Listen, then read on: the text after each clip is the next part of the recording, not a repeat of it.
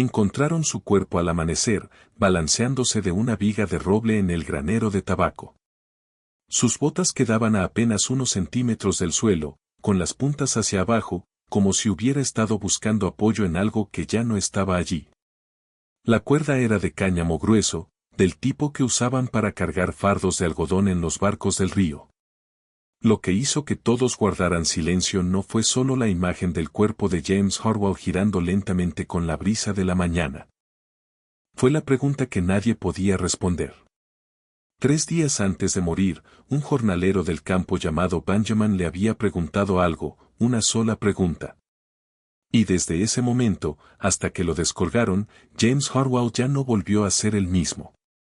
La pregunta, en sí, parecía lo bastante inocente. Quienes estaban allí dijeron que la voz de Benjamin había sido baja, casi respetuosa. Pero esas palabras, fueran las que fueran, le hicieron a Aruel algo que 20 años vigilando a personas esclavizadas, sobreviviendo a 2 incendios en la plantación y soportando las tensiones que precedían a la guerra nunca habían logrado hacerle. Lo quebraron. Y ahora, con su cuerpo extendido en la casa principal de la hacienda, mientras el sheriff del condado recorría los terrenos buscando respuestas, todos los que habían trabajado en Riverside Estate, en el condado de Halifax, Virginia, querían saber qué, exactamente, le había preguntado Benjamin. Antes de continuar con la historia de James Horwath y la pregunta que parecía haberlo matado, quiero que hagas algo por mí. Si te atraen los misterios que difuminan la línea entre el hecho histórico y una verdad inquietante, pulsa el botón de suscribirte ahora mismo. Estamos construyendo una comunidad de personas que no temen explorar los rincones más oscuros del pasado de Estados Unidos. Y ya que estás aquí, deja un comentario diciéndome desde qué estado o ciudad estás escuchando. Me encanta saber desde dónde se nos une la audiencia. Ahora, retrocedamos al punto donde todo empezó. Riverside Estate se extendía sobre 300 acres de tierra de tabaco de primera calidad junto al río Dan, a unas 12 millas al sur de lo que más tarde se convertiría en South Boston. Corría el año 1859, y la plantación pertenecía a un hombre llamado Albert Graves, cuya familia había trabajado esa tierra desde antes de la Guerra de Independencia. La hacienda no era la más grande del condado de Halifax, pero sí lo bastante rentable como para mantener a 47 personas esclavizadas y tener ocupados a 3 capataces durante todo el año. James Aruel era el capataz principal, un puesto que había ocupado durante casi 7 años. Para comprender lo que le ocurrió a James Horwath, para captar de verdad cómo una sola pregunta pudo destruir a un hombre, tienes que entender el mundo en el que vivía. Riverside Estate, en 1859, existía en una especie de tiempo extraño, atrapado entre un pasado que parecía eterno y un futuro que amenazaba con hacerlo trizas. Los ritmos de la vida en la plantación habían cambiado muy poco durante generaciones: la siembra en primavera, el cultivo interminable a lo largo del verano, la cosecha a finales de agosto y septiembre, el curado y la preparación para la venta. Esos ciclos se habían repetido tantas veces que parecían casi naturales, como si la propia tierra hubiera ordenado esa disposición concreta de trabajo y beneficio. Pero bajo esa apariencia de permanencia, todo se estaba resquebrajando. En el norte, el sentimiento abolicionista había pasado de ser un movimiento marginal a una fuerza política lo bastante poderosa como para elegir representantes e influir en las políticas. El ferrocarril subterráneo llevaba a las personas esclavizadas que escapaban hacia la libertad con una eficacia cada vez mayor. La incursión de John Brown en Harper's Ferry estaba a solo unas semanas, aunque nadie en Riverside Estate lo sabía todavía. Toda la estructura social y económica del sur se sostenía sobre el filo de una navaja, y todos podían sentir la inestabilidad, aunque no supieran explicar con precisión qué era lo que se acercaba. James Aruel tenía 38 años, aunque muchos decían que aparentaba más. Tenía la piel curtida de un hombre que pasaba los días en los campos, observando y dirigiendo el trabajo desde el amanecer hasta el anochecer. Su rostro era anguloso, con ojos hundidos que parecían registrarlo todo sin devolver casi nada. Medía alrededor de 1,78, y tenía esa complexión delgada que nace del movimiento constante, no del trabajo pesado. Sus manos, aunque ásperas por el sol y el clima, no eran las manos de alguien que trabajara la tierra por sí mismo. Eran manos de alguien que señalaba, que hacía gestos, que sostenía herramientas de medición y herramientas de castigo. No era conocido por una crueldad excesiva, no como ciertos capataces que disfrutaban de su autoridad, que parecían saborear el poder que su puesto les daba. Quienes habían trabajado bajo capataces verdaderamente sádicos reconocían que Aruel era distinto. No sonreía cuando imponía disciplina. No parecía obtener satisfacción del sufrimiento ajeno. Pero tampoco era blando. Dirigía Riverside State con la frialdad eficiente que se esperaba de él, manteniendo el orden mediante un sistema de castigos y privilegios que hacía que la operación funcionara sin sobresaltos. Según los estándares de su oficio y de su época, era competente y fiable.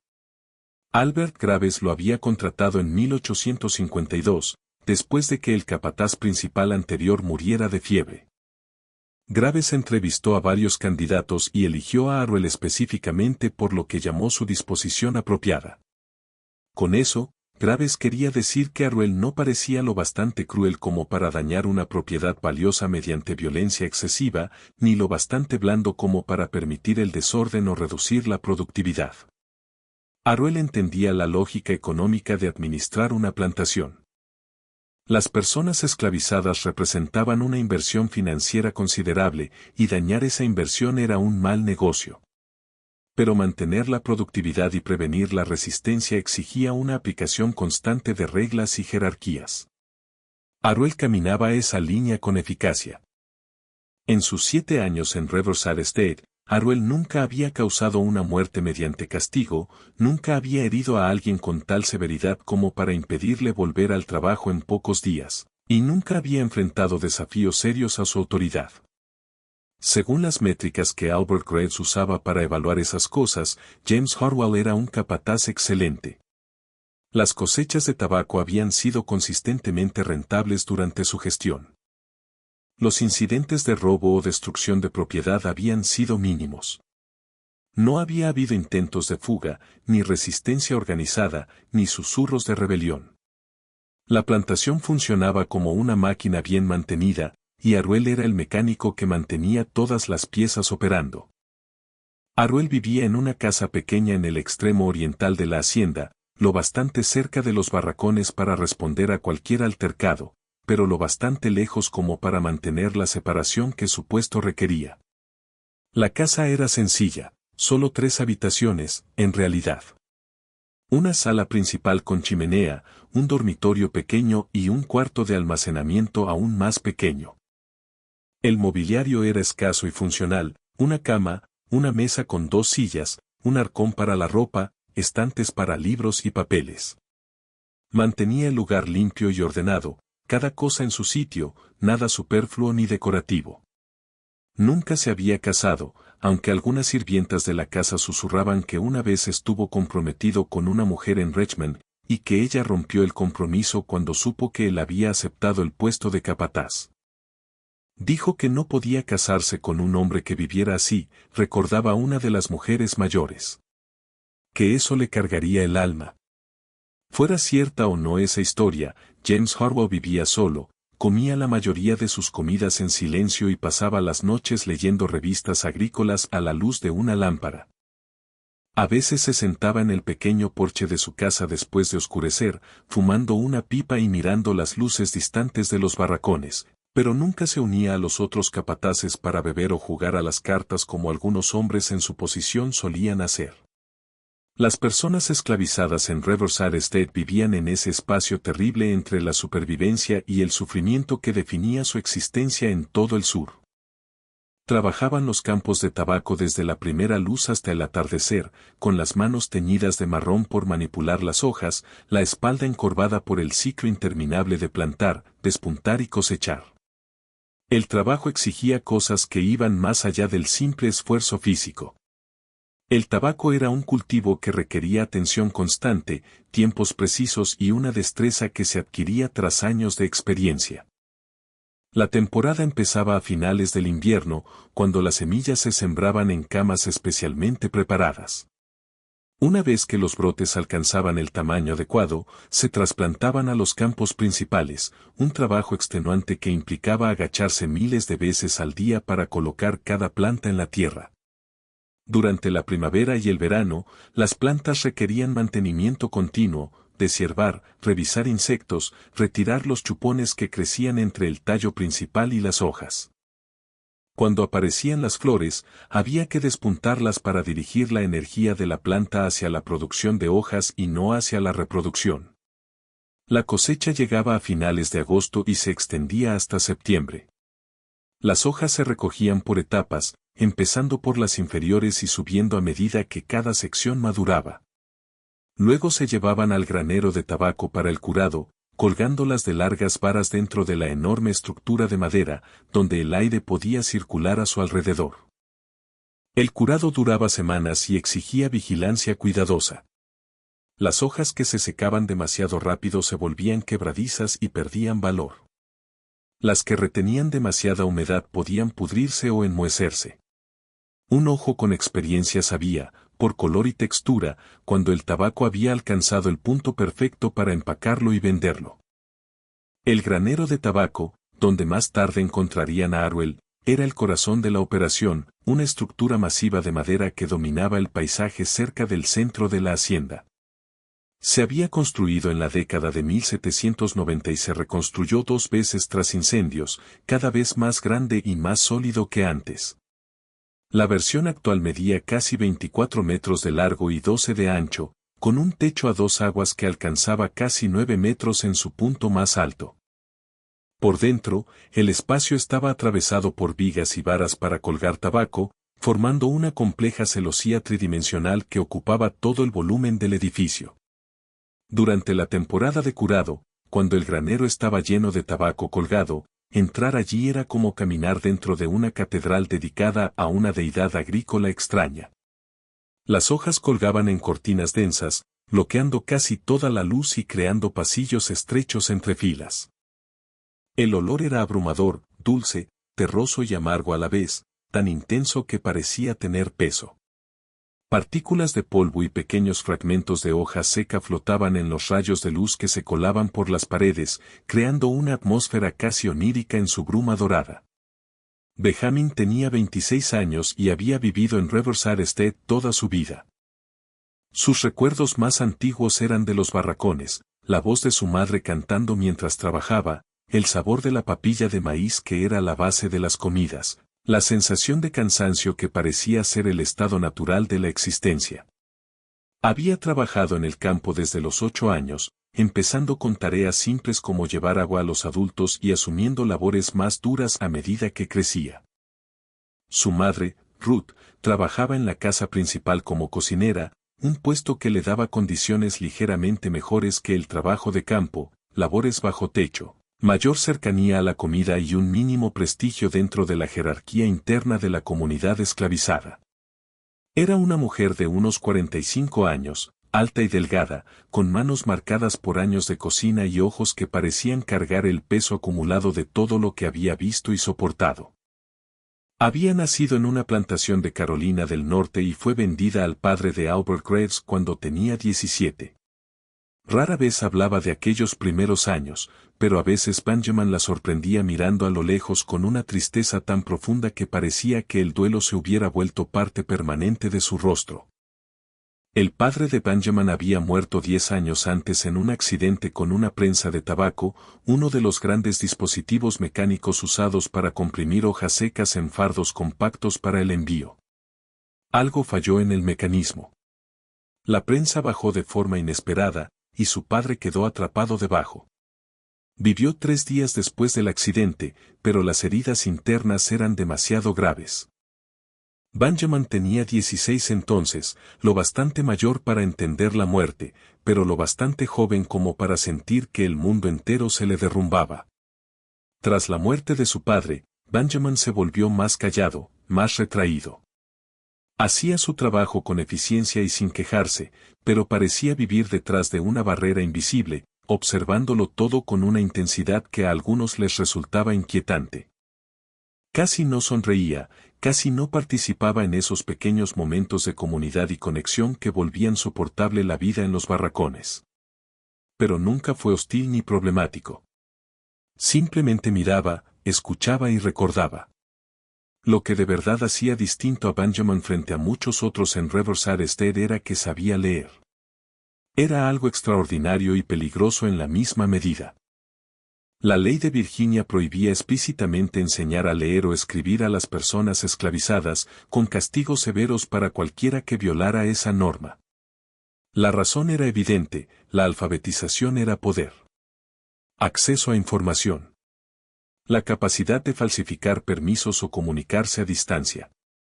Una persona esclavizada que podía leer era una persona con acceso a periódicos que hablaban del abolicionismo, a documentos con su propio precio de venta y su descripción legal, a los argumentos escritos a favor y en contra del sistema que la mantenía en cautiverio.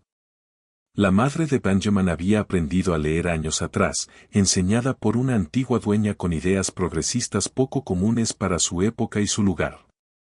Esa mujer murió cuando Ruth aún era joven, y Ruth ocultó su alfabetización con extremo cuidado, entendiendo instintivamente que revelarla solo traería problemas. Pero enseñó a su hijo.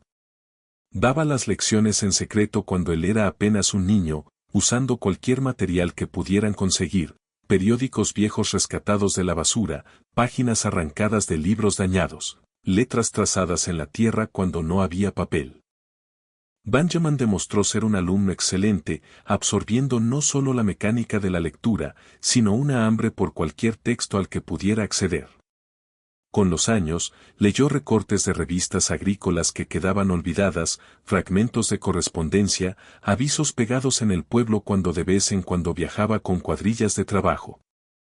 Construyó una biblioteca mental de información que la mayoría de las personas esclavizadas jamás tocaba, descripciones de otros estados, relatos de debates políticos, menciones de la tensión creciente entre el norte y el sur. Pero Benjamin mantuvo esa habilidad absolutamente oculta, entendiendo que el conocimiento podía ser tan peligroso como la desafianza en un lugar como Riverside. Nunca hablaba de lo que leía, nunca dejaba ver que entendía los avisos escritos en la hacienda o los periódicos que a veces llegaban a la plantación. Cuando los capataces hablaban de documentos escritos en su presencia, él sostenía la expresión de incomprensión que se esperaba de él. Simplemente miraba, escuchaba y lo recordaba todo, construyendo un mapa mental del mundo más allá de Riverside que no compartía con nadie, salvo en ocasiones, en conversaciones susurradas con su madre. En el final del verano de 1859, mientras la cosecha de tabaco alcanzaba su punto máximo, la tensión en toda Virginia se había vuelto imposible de ignorar. El debate sobre la esclavitud estaba desgarrando al país, y algunos estados del norte ayudaban activamente a las personas esclavizadas a escapar por lo que se conocía cada vez más como el ferrocarril subterráneo. En el sur, los dueños de plantaciones se volvían cada vez más paranoicos, con la rebelión, con los abolicionistas, con la posibilidad de que su forma de vida se desmoronara bajo sus pies. Albert Graves organizaba cenas donde los hombres bebían bourbon y hablaban con voces encendidas sobre los derechos de los estados y la soberanía del sur. Sus palabras se deslizaban por los jardines hasta llegar a los barracones, donde la gente vivía en un aire que olía a humo de leña y agotamiento. Esas reuniones se hicieron más frecuentes conforme la situación política empeoraba.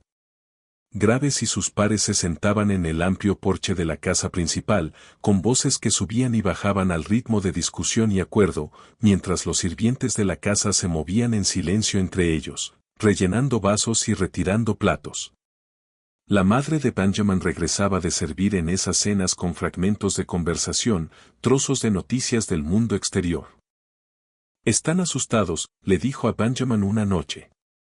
Toda su charla de orgullo sureño y de defender su forma de vida, debajo de eso, están aterrados. Saben que viene algo, aunque no lo admitan. Se detuvo, removiendo la pequeña olla de frijoles que componía su cena.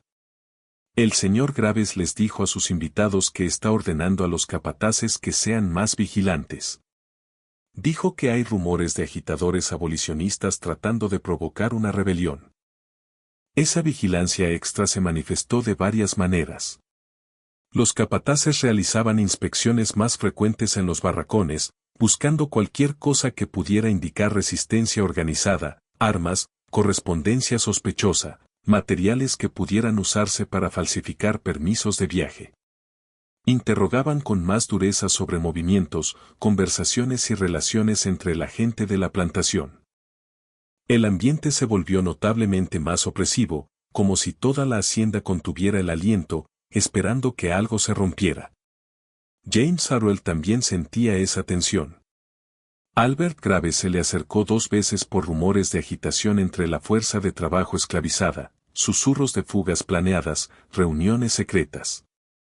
Graves exigió a Arwell una vigilancia más estricta, inspecciones más frecuentes y arrancar de raíz cualquier indicio de resistencia organizada.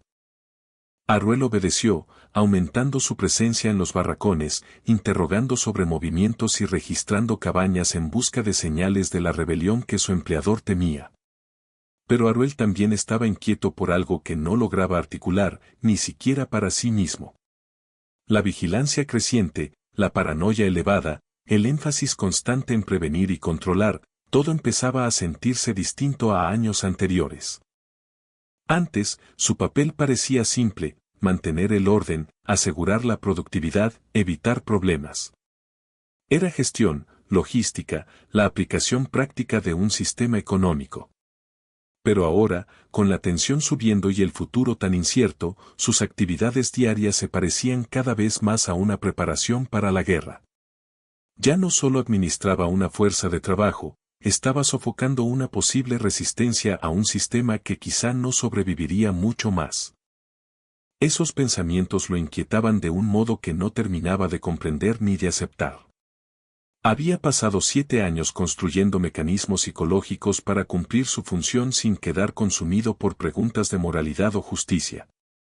Se aferraba a lo práctico: rendimientos, mantenimiento de herramientas, medidas de eficiencia.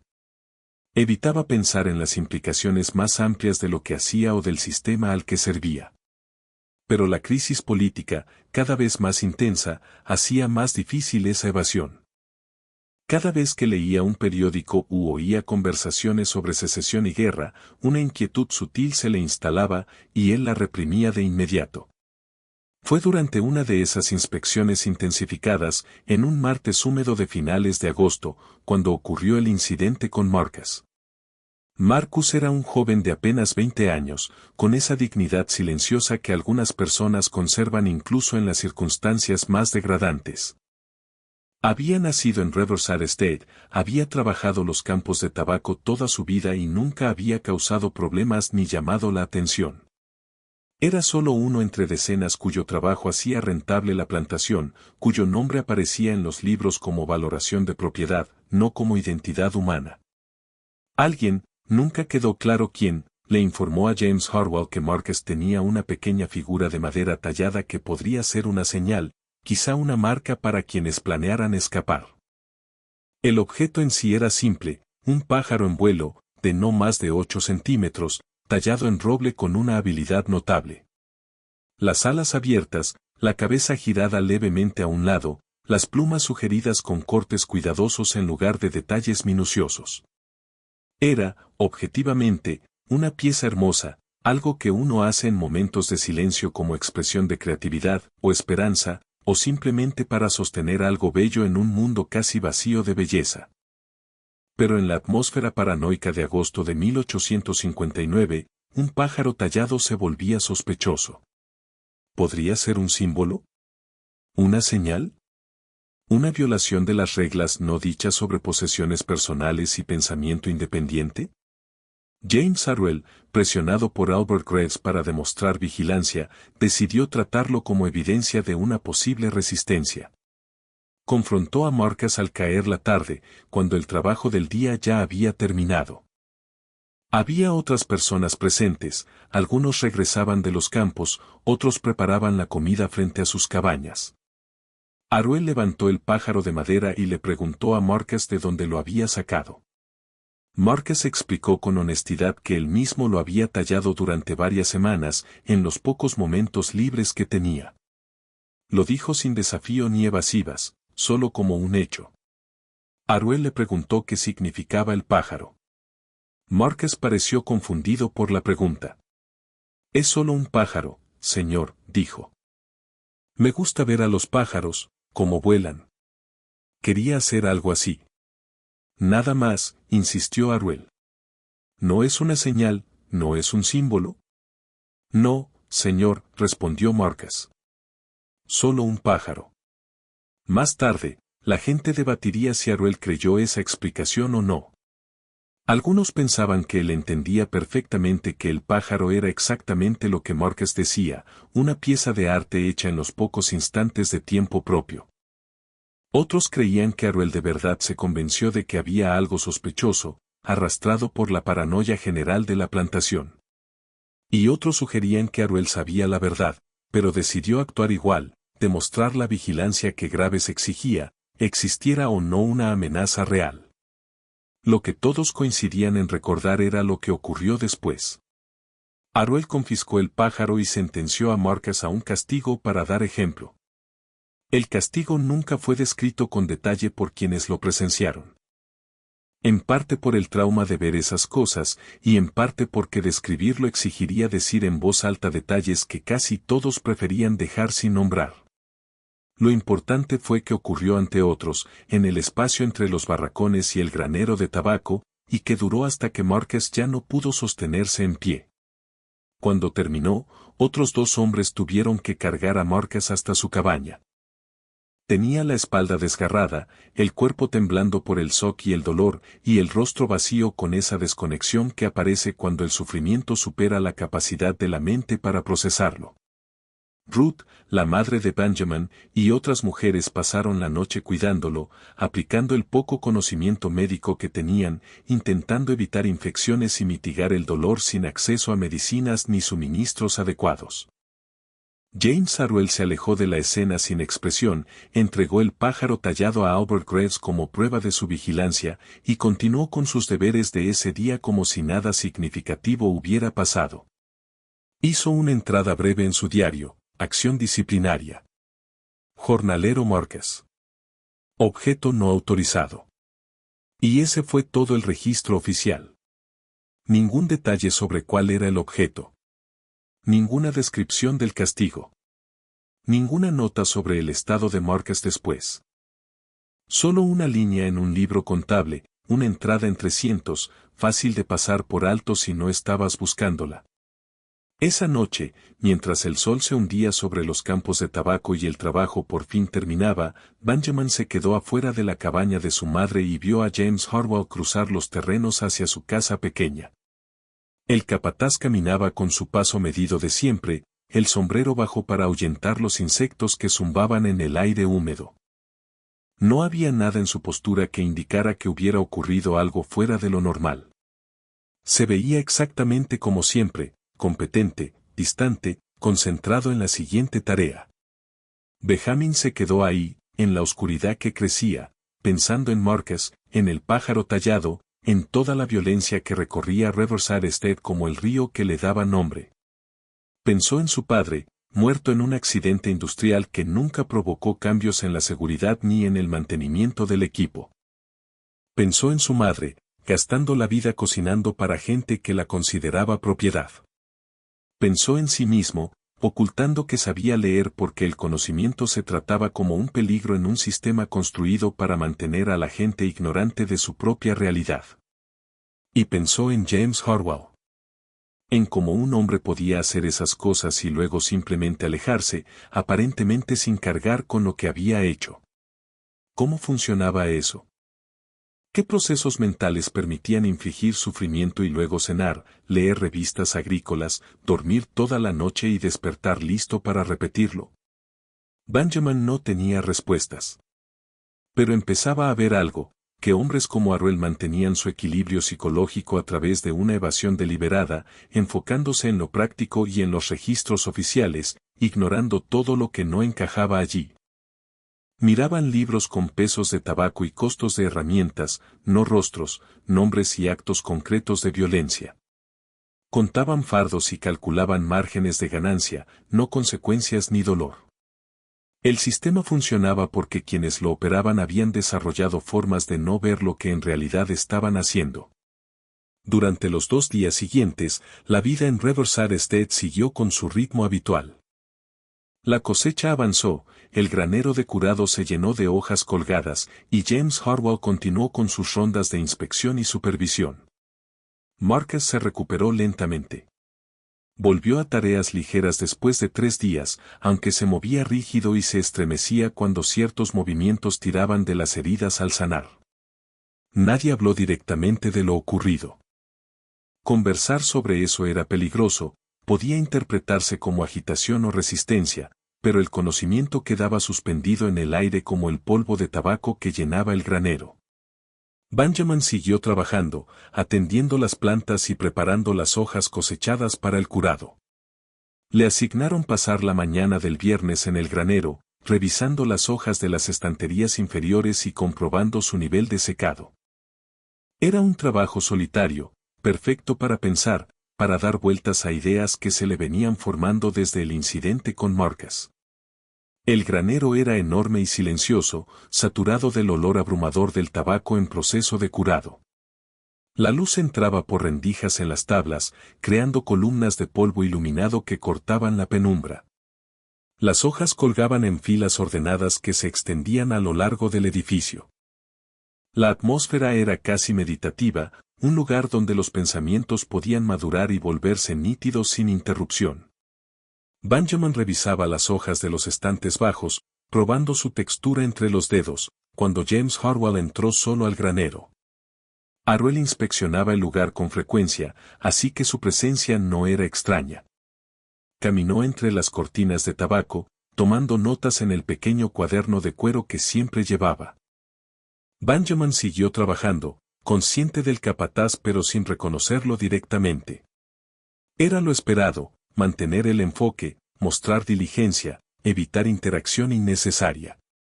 Pero entonces Harwell se detuvo cerca de donde Benjamin trabajaba. Se quedó un momento, mirando su cuaderno, y luego levantó la vista hacia las varas de tabaco sobre sus cabezas. El silencio se estiró entre ambos, lleno solo de los sonidos mínimos del granero, el crujir de una cuerda, el roce de las hojas secándose, el graznido lejano de un cuervo afuera. Ese silencio se sentía distinto a lo habitual, como si algo no dicho estuviera presionando para salir. «Esta cosecha va bien», dijo Harwell al fin. Su voz no era amable ni hostil. Era una constatación, como hablar del tiempo o del estado de una herramienta. Pero había algo en el tono que sugería que hablaba más para romper el silencio que para informar de verdad. «Sí, señor», respondió Benjamin en voz baja, manteniendo la vista en las hojas frente a él. Más silencio. Benjamin percibió, más que vio, que Harwell seguía ahí, a su lado. El capataz parecía estar luchando con algo, como si estuviera reuniendo fuerzas para decir aquello que lo había llevado al granero en ese preciso momento. Por fin volvió a hablar, y esta vez su voz sonó distinta, había en ella algo que se parecía casi al cansancio, o a la incertidumbre. ¿Alguna vez piensas en cuánto trabajo se necesita para todo esto? Harwell hizo un gesto hacia el granero a su alrededor, hacia las miles de hojas de tabaco colgadas en hileras cuidadosas. ¿Cuántas manos tocan cada hoja? Desde la siembra hasta la cosecha, del curado a la venta. ¿Cuántas horas de trabajo hay en cada fardo que se carga en un barco del río? Benjamin no supo qué responder. Ese tipo de preguntas reflexivas, viniendo de un capataz, eran inusuales y posiblemente peligrosas. Harwell no era un hombre conocido por tener conversaciones filosóficas con quienes supervisaba. Benjamin eligió la opción más segura. «Sí, señor». «Supongo que sí». Harwell asintió, casi para sí mismo. Parecía listo para seguir con su inspección y marcharse, pero se detuvo. Recorrió con la mirada el granero de tabaco, las columnas de luz cortando el aire polvoriento, las hojas colgadas que representaban meses de trabajo intenso, las vigas enormes que sostenían toda la estructura. Todo esto, dijo Aruel despacio. Todo queda registrado. Cada fardo, cada libra, cada transacción. El señor Graves lleva registros meticulosos. Los mejores diarios agrícolas del condado de Halifax. Se detuvo y añadió. Seguramente podrías retroceder 10 años y decirme con exactitud cuántos fardos produjimos en agosto de 1849. ¿A qué precio se vendieron? ¿Cómo estuvo el clima ese mes? Volvió a pausar y dijo. Eso es importante en agricultura. El registro. La documentación. Poder seguir la productividad, los costos y el retorno de la inversión. Benjamin escuchó sin responder, sin saber a dónde iba esa conversación ni por qué Aruel parecía empeñado en tenerla. El capataz seguía mirando alrededor del granero, pero su mirada se veía lejana, como si estuviera viendo algo más allá del espacio físico. Registros completos, continuó Aruel. Eso es lo que separa a las operaciones exitosas de las que fracasan. Documentar todo lo significativo que sucede. De pie entre el tabaco colgado, rodeados por esas columnas de luz cargada de polvo, James Harwell hizo algo que rara vez hacía. Miró a Benjamin directamente a los ojos. Fue breve, apenas unos segundos. Pero en ese instante Benjamin vio algo inesperado en la mirada del capataz, no crueldad ni dureza, sino algo más parecido al agotamiento o a la confusión, como si el propio Aruel no estuviera del todo seguro de por qué estaba teniendo esa conversación. Has estado aquí toda tu vida, dijo Aruel. No era una pregunta, pero Benjamin asintió igual, confirmándolo. Tu madre es Ruth, la cocinera. Tu padre murió en ese accidente con la prensa, allá por el 49. Sí, señor. Haces tu trabajo. No causes problemas. Mantén la cabeza baja. Otra vez, eran afirmaciones, no preguntas. Benjamin sintió el corazón golpearle más rápido, sin entender hacia dónde iba todo aquello, ni por qué Aruel parecía estar enumerando datos que casi con certeza ya conocía. Entonces James Harwell dijo algo que más tarde parecería importante, aunque en ese momento Benjamin no comprendió del todo por qué. Últimamente he estado pensando en las cuentas, dijo el capataz despacio, eligiendo las palabras con cuidado. En las cosas que se escriben en los libros y en los diarios. En lo que se registra, y en lo que se deja de lado. Levantó un poco su cuaderno de cuero, como para ilustrar el punto.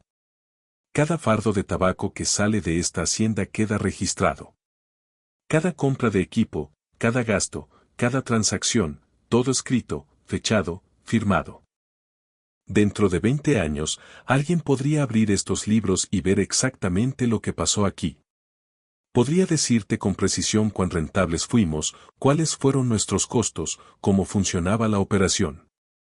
Benjamin se quedó inmóvil, sin saber si eso exigía una respuesta. Aruel lo miró con esos ojos hundidos que habían observado tanto a lo largo de los años. Pero algunas cosas no se registran, continuó Aruel. Su voz bajó, más suave, casi contemplativa. Hay cosas que ocurren y simplemente no están en la documentación oficial. No están en ningún libro.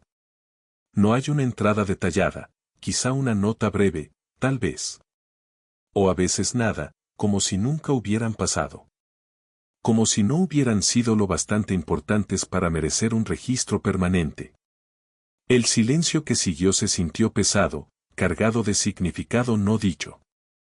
Benjamin lo entendió con una claridad que le apretó el pecho. Aruel estaba hablando de Marcus, del castigo, de toda la violencia y el sufrimiento que ocurrían en Riverside Estate y que jamás aparecerían en ninguna contabilidad oficial de las operaciones de la plantación.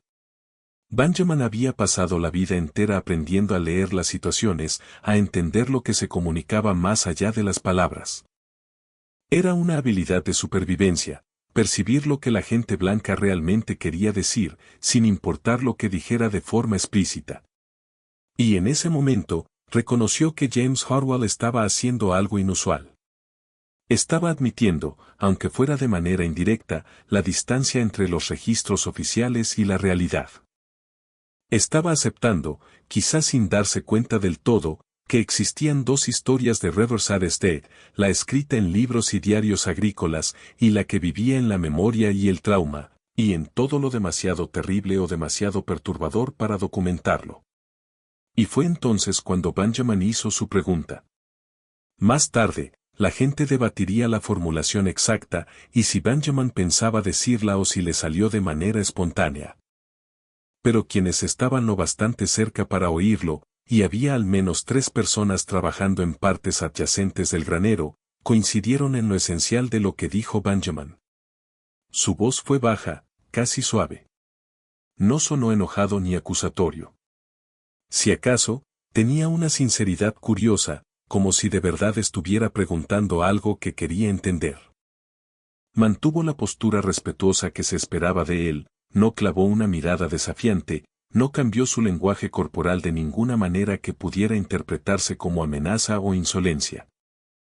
Señor Harwell, dijo Benjamin, con la voz apenas por encima de un tono conversacional, cuando usted lee esos diarios por la noche y ve todo lo que quedó registrado, los pesos del tabaco, los costos del equipo, todos esos números y fechas en columnas ordenadas, ¿alguna vez se pregunta por las cosas que no están escritas? ¿Alguna vez piensa en cómo podrían sumarse todas esas entradas que faltan?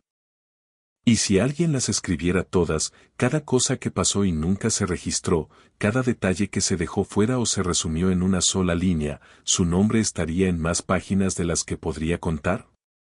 ¿Habría suficiente papel en toda Virginia para contener esa contabilidad completa? Durante varios latidos, James Harwell no respondió. Se quedó allí, entre las hojas de tabaco colgadas, con el cuaderno aún en la mano, mirando a Benjamin con una expresión imposible de descifrar. Abrió un poco la boca como si fuera a decir algo, pero no le salió ninguna palabra. Su rostro se había puesto pálido, y sus ojos adquirieron una cualidad distante, desenfocada, como si la pregunta de Benjamin hubiera activado un proceso interno que le arrancaba la atención de la realidad física del granero. Luego, sin decir una palabra más, sin reconocer la pregunta ni responderla de ningún modo, James Harwell se dio la vuelta y salió del granero. Sus movimientos eran mecánicos, y su paso, ligeramente inestable. Benjamin lo vio irse, la figura del capataz recortada un instante en el rectángulo brillante de la puerta, antes de desaparecer en la luz del sol afuera. Los otros trabajadores del granero habían oído el intercambio. Estaban lo bastante lejos como para tal vez perderse algunas palabras exactas, pero todos vieron la reacción de Harwell, la palidez repentina, la expresión de shock, la salida silenciosa. Uno de ellos, un hombre llamado Joseph que llevaba 15 años en Riverside Estate, diría después. Nunca vi al señor Harwell con esa cara, como si alguien le hubiera metido la mano dentro y le hubiera soltado algo. Como si hubiera visto algo terrible que nadie más podía ver. Era la mañana del viernes, probablemente cerca de las 10, según la posición del sol. Para la tarde del viernes, todos en Riverside Estate notaron que James Harwell se veía distinto. Siguió con sus tareas, inspeccionó los campos, revisó las cuadrillas, hizo sus rondas habituales. Pero algo había cambiado de forma fundamental en su manera de estar. Hablaba menos de lo normal, estaba más retraído. Varias personas intentaron hablarle de asuntos rutinarios y lo encontraron distraído, como si su mente estuviera en otro lugar. Robert Finch, uno de los otros capataces, se le acercó a primera hora de la tarde con preguntas sobre la asignación de equipo para la semana siguiente. Finch era un hombre práctico, centrado en la logística y la eficiencia, y necesitaba la aprobación de Harwell para comprar piezas de repuesto para una de las prensas de tabaco. Encontró a Harwell cerca del borde de los campos, mirando las hileras de plantas, pero sin parecer verlas realmente. James, lo llamó Finch, acercándose a su lado. Necesito tu autorización en esta requisición. ¿Puedes revisar estas cifras? Harwell se volvió despacio, como si despertara de un sueño. Miró a Finch con una confusión aturdida, como si por un momento no supiera quién era ese hombre ni por qué le hablaba. La requisición, repitió Finch, extendiendo el papel con la lista de equipo y los costos estimados. Aruel tomó el papel de manera automática y lo miró fijo. Sus ojos recorrieron la página, pero no quedaba claro si estaba leyendo de verdad o solo siguiendo el gesto por inercia. Después de un largo momento, se lo devolvió a Finch sin decir nada. «Entonces, ¿queda aprobado?», preguntó Finch, confundido por la falta de respuesta. «¿Qué?». Aruel pareció enfocarse con esfuerzo. «Sí, sí. Lo que necesites, solo escríbelo. Asegúrate de que quede bien registrado». A Finch le pareció una respuesta extraña. Aruel solía involucrarse más en decisiones de compras, cuestionar costos y comparar opciones. Pero Finch aceptó la aprobación y empezó a alejarse. Antes de dar más de unos pasos, Aruel volvió a hablar. «Robert», dijo, con una voz rara y distante, «¿cuánta gente ha trabajado en esta hacienda? En los años que llevas aquí, ¿cuántas personas distintas?». Finch se detuvo y se giró, desconcertado por la pregunta. «No lo sé, James. 40 y tantos ahora, y siempre hay cambios cuando venden a alguien o cuando alguien muere». «Oh, ¿por qué lo preguntas?». Aruel no respondió directamente. «¿Recuerdas sus nombres?».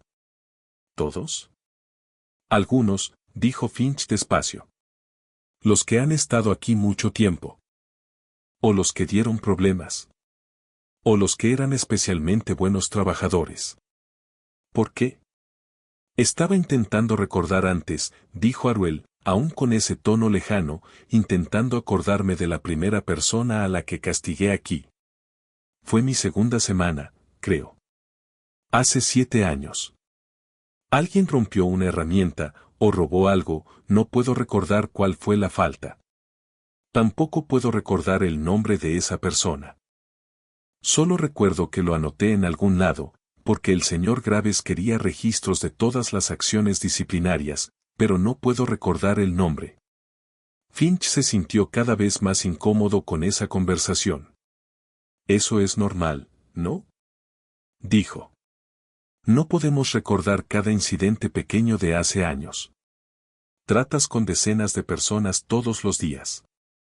No puedes esperar recordarlas a todas». «No», aceptó Aruel en voz baja. «No puedo recordarlas a todas. Pero todas pasaron. Cada una. Son reales, aunque ya no estén en mi memoria. Aunque el único registro sea una línea breve en algún diario».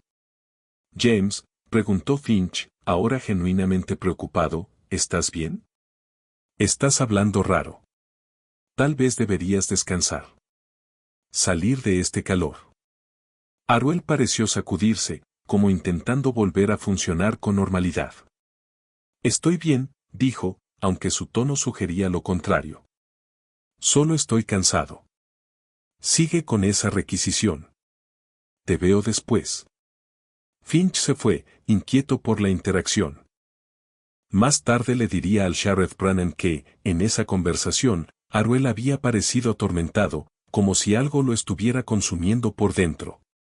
Cuando se acercaba la noche del viernes, el comportamiento extraño de Aruel se intensificó. Se presentó en la casa principal y sorprendió a Albert Graves al pedir acceso a los libros de archivo de la hacienda, no a los diarios operativos actuales, sino a los libros históricos que se remontaban a cuando Aruel había sido contratado en 1852. A Graves le pareció una solicitud inusual, pero no vio motivo para negarse. «¿Buscas algo en particular?», preguntó. «Solo quiero revisar algunas entradas antiguas», respondió Aruel con vaguedad. «Asegurarme de que mis registros coincidan con la documentación general». Graves lo llevó a la oficina de la hacienda, una habitación de la casa principal donde se guardaban décadas de registros en armarios con llave y estanterías robustas. Abrió los armarios y sacó los libros correspondientes, apilándolos sobre el gran escritorio que dominaba la sala. «Estos vuelven hasta 1850», dijo Graves. Tu tiempo aquí está en estos 5 volúmenes. ¿Piensas quedarte un rato? El tiempo que haga falta, contestó Aruel, ya abriendo el primer libro. Graves lo dejó allí, y Aruel pasó las siguientes horas hojeando registros. Sirvientes de la casa que pasaban por la oficina describieron después haberlo visto sentado al escritorio, rodeado de libros abiertos, con un gesto cada vez más perturbado. Una sirvienta, una mujer llamada Sarah, que le llevó café sin que se lo pidiera, dijo que su comportamiento era profundamente extraño. Pasaba el dedo por las páginas, recordó Sarah, como si estuviera contando algo. Se detenía en ciertas entradas y se quedaba mirándolas larguísimo, sin moverse. Le vi los labios moverse, como si hablara solo, pero no podía oír lo que decía. Luego cerraba ese libro, abría otro, y empezaba el mismo proceso. En un momento, Sarah lo oyó decir algo en voz alta, apenas un fragmento, pero se me quedó grabado, esos son 3. Solo en septiembre del 1953. 3, y solo puedo recordar uno con claridad. Cuando por fin salió de la oficina, ya casi era de noche. Sarah, curiosa y preocupada, miró el escritorio después de que él se fuera. Los libros seguían desperdigados por la superficie, abiertos en páginas distintas. No pudo entender qué buscaba, pero notó que muchas páginas tenían entradas breves marcadas como acción disciplinaria, seguidas de fechas y, a veces, nombres. Las entradas eran escuetas, apenas unas palabras que resumían cada incidente, pero había muchas, esparcidas a lo largo de esos 7 años de registros. Esa noche, Aruel no volvió a su casa para cenar. Cuando Robert Finch fue a verlo alrededor de las 8, lo encontró afuera de los barracones, simplemente allí, de pie en la oscuridad, observando los pequeños fuegos encendidos frente a las cabañas donde la gente preparaba la comida. Los barracones eran un conjunto de estructuras de madera, cabañas simples donde vivía la fuerza de trabajo esclavizada de la hacienda. El humo de los fuegos subía hacia el cielo nocturno, llevando el olor de la comida escasa que habían logrado preparar. Conversaciones bajas flotaban en la oscuridad, junto con alguna risa ocasional, los sonidos pequeños de gente tratando de conservar humanidad y vínculo pese a todo lo que estaba diseñado para arrebatárselos. James, lo llamó Finch, acercándose con un farol. ¿Piensas quedarte aquí toda la noche? Estás poniendo nerviosa a la gente. Aruel se giró, y Finch juraría después que los ojos del capataz brillaban con algo, quizá lágrimas, quizá solo reflejos del fuego. Su rostro se veía demacrado, como si hubiera envejecido años en un solo día. Estaba intentando contar, dijo Aruel en voz baja. Intentando contar cuántas personas están aquí ahora que también estaban aquí cuando yo empecé. Intentando ver cuántos se han ido, vendidos, muertos, escapados. Intentando recordar quiénes eran. ¿Por qué? Preguntó Finch, cada vez más preocupado. ¿Por qué importa eso? Por las páginas, respondió Aruel, casi inaudible. Porque alguien me preguntó por páginas. Por lo que habría en esas páginas si se escribiera todo, cada detalle, cada nombre, cada cosa específica que ocurrió. Finch no entendió. ¿De qué estás hablando? ¿Qué páginas? Carol Harwell ya se había dado vuelta y caminaba, no hacia su propia casa, sino en dirección al granero de tabaco. Finch lo llamó, pero Aruel no se detuvo ni respondió. Siguió andando hasta que la oscuridad se tragó su figura y Finch ya no pudo verlo. Finch pensó en seguirlo, pero decidió no hacerlo. Aruel estaba atravesando algo, una crisis, un quiebre mental. Pero Finch no sabía cómo ayudar, ni siquiera si esa ayuda sería aceptada. Volvió a su cabaña, inquieto por lo que había visto, y sin saber qué acción, si alguna, debía tomar. La mañana del sábado llegó con los ritmos habituales de la vida en la plantación. Las cuadrillas se reunieron al amanecer. Se repartieron tareas y el trabajo comenzó en los campos de tabaco y en el granero de curado. Pero James Harwell no apareció para la inspección matutina. Era algo sin precedentes. En 7 años, Aruel nunca había faltado a una inspección de la mañana, nunca había dejado de estar presente cuando el trabajo comenzaba. Robert Finch fue a la casa de Aruel y la encontró vacía. La cama estaba tendida, lo que sugería que Aruel no había dormido allí. En la mesa había un plato de comida intacto, la cena de la noche anterior, al parecer llevada por alguien, pero sin tocar. Finch sintió cómo crecía la alarma.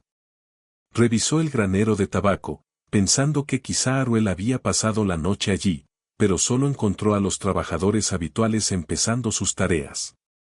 Hacia media mañana, uno de los jornaleros informó que había visto a Aruel cerca del pequeño cementerio de la hacienda, un terreno donde enterraban a las personas esclavizadas que morían en Riverside Estate.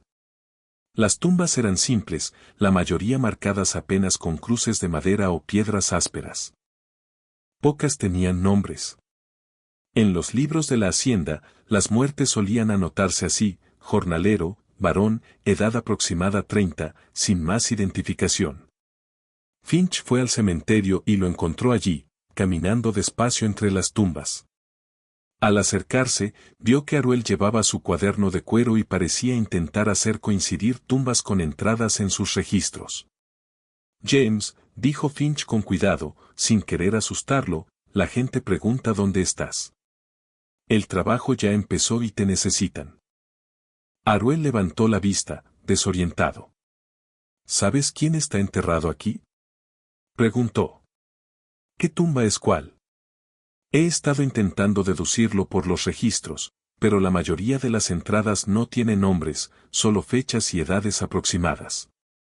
Diciembre de 1855. Mujer, unos 40. Marzo de 1857. Hombre, veintitantos. ¿Cómo se supone que uno sepa quién era realmente con solo esa información? No lo sé, James, dijo Finch, pero ¿por qué importa eso ahora? Tienes que volver. Tienes que hacer tu trabajo. Mi trabajo, repitió Aruel, con una voz extraña. Sí. Mi trabajo. Eso sí está documentado, ¿verdad? 7 años haciendo mi trabajo. 7 años de entradas en libros. 7 años de páginas. Ahí estaba otra vez esa palabra, páginas. Finch empezaba a entender que algo específico había detonado ese colapso, algo relacionado con registros y documentación, pero aún no podía captar qué era exactamente. Vamos, dijo Finch, buscando un tono firme. Lo que sea que te esté pasando, lo procesas después. Ahora mismo necesitan supervisión. La operación no puede funcionar sin ti. Aruel se dejó llevar de vuelta hacia la zona principal de la hacienda. Pero su comportamiento durante el resto del sábado siguió alterado. Cumplió sus funciones de forma mecánica, dando órdenes y tomando decisiones, pero como desconectado de lo que hacía. Varias personas se acercaron a Finch en privado para expresar preocupación por el estado mental del capataz principal. Para la tarde del sábado, Albert Graves ya había oído suficientes informes como para alarmarse seriamente. Mandó llamar a Aruel a la casa principal y lo interrogó directamente sobre qué le ocurría. Nada, señor, dijo Aruel, aunque su aspecto contradecía esas palabras. Se veía agotado, con sombras bajo los ojos y el rostro demacrado. Llevas 2 días actuando raro, dijo Graves sin rodeos. Varias personas lo han reportado. Estás distraído. Estás descuidando tus tareas. Te comportas de maneras que ponen nerviosos a todos. ¿Qué está pasando? Aruel vaciló, y luego pareció tomar una decisión. Señor, dijo, cuando usted revisa los registros operativos, los libros y diarios que llevamos, ¿siente que representan con precisión todo lo que sucede aquí? Graves frunció el ceño, desconcertado. Representan lo que necesita representarse: datos agrícolas, transacciones financieras, incidentes significativos. ¿Por qué? ¿Y qué hay de las cosas que no están incluidas?, insistió Aruel. Las cosas que pasan pero solo reciben menciones breves, o no se registran en absoluto. Esas cosas no son relevantes para el funcionamiento de la plantación, dijo Graves, con un tono que dejaba ver que esa línea de preguntas le parecía extraña e inapropiada. Registramos lo que importa para llevar el negocio. No necesitamos documentación exhaustiva de cada incidente menor. Pero ocurrieron, dijo Aruel en voz baja. Aunque no estén en los registros, ocurrieron y alguien lo recuerda. Aunque yo lo haya olvidado, alguien lo recuerda. Graves lo observó con una preocupación creciente. James, preguntó, ¿alguien te ha dicho algo? ¿Te hizo una acusación o una amenaza? Solo me hicieron una pregunta, respondió Aruel. Solo me pidieron que pensara cómo sería si todo se escribiera. Cada detalle. Cada cosa específica. ¿Cuántas páginas llenaría? Ahora Graves se alarmó de verdad. Eso sonaba al tipo de pensamiento que precedía problemas legales o agitación abolicionista. ¿Quién te preguntó eso? Exigió. ¿Cuál de los esclavos? Pero Aruel no quiso decirlo. Solo repitió que alguien había hecho una pregunta y que él no podía dejar de pensar en la respuesta. Graves lo despidió con frustración evidente, ordenándole que se recompusiera y que el lunes volviera a funcionar como debía, o habría consecuencias. Aruel salió de la casa principal y vagó por los terrenos mientras caía la noche. Varias personas lo vieron esa tarde, siempre solo, siempre con el rostro turbado. Ruth, la madre de Benjamin, lo vio de pie frente a su cabaña alrededor de las 9. Ella salió, en parte por curiosidad y en parte por preocupación. Aruel nunca iba a los barracones de noche salvo en inspecciones o emergencias. Señor Aruel, dijo con cuidado, ¿necesita algo? Aruel pareció sobresaltarse, como si no hubiera notado que estaba parado justo frente a la casa de alguien. Yo, quería preguntar algo, dijo con dificultad. Su hijo, Benjamin, ha estado aquí toda su vida. Ruth sintió que el pecho se le cerraba de miedo. ¿Por qué el capataz preguntaba por su hijo? Sí, señor, dijo. Nació aquí. Y su padre murió. El accidente con la prensa, dijo Aruel. Lo recuerdo. Yo era nuevo, todavía estaba aprendiendo el equipo y la operación. Su esposo, lo siento. No puedo recordar su nombre. Estaba ayudando a reparar la prensa y algo falló en el mecanismo.